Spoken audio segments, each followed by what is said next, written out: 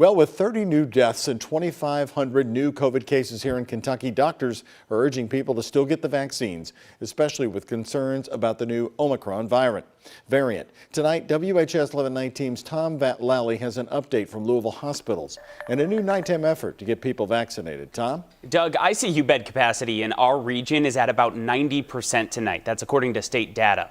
Well, the new Omicron variant has been a big talker lately. Local healthcare leaders point to a different concern: the number of unvaccinated people filling their hospitals.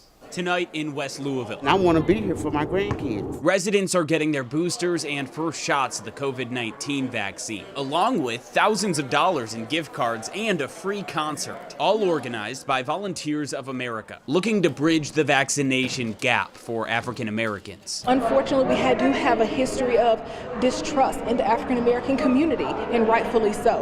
So hopefully by bringing these shots here to their community, it will create a safe space for them. Since Thanksgiving, Kentucky is already seeing a slight increase in cases. Experts say it's likely tied to travel and vaccinations. All the things that we knew about going into the holiday weekend to be concerned about, that's probably what we're seeing currently. That's U of L Health's Chief Medical Officer, Dr. Jason Smith. With majority of the counties in our area still in the red zone, he says they have the equipment they need if hospitalizations increase. Things are a little bit mothballed because we haven't needed them, luckily, but we do have that in place. We've got plenty of PPE. We've got the ability for the vaccine as well as for the monoclonal antibody treatment. Over the weekend, the number of patients at Norton Hospital increased by 20%. Of those, 29 are in the intensive care unit and 11 are on ventilators. Chief Medical Officer Dr. Steve Hester stressed 90% of those hospitalizations are unvaccinated people. Again, 90% of the people in a hospital are unvaccinated. The latest state data shows 80% of adults in Jefferson County are vaccinated, a whole 8 points higher than the state average of 72%. And after tonight,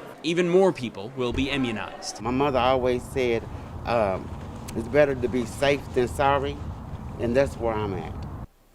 And when you look at people over 65 in Kentucky, 92% are vaccinated against coronavirus. But doctors tell me they're seeing more patients in their 30s and 40s from the Delta variant, which is still the big variant of concern here in Kentuckiana. Live in the newsroom, Tom Lally, WHAS 11 Night Team, on your side.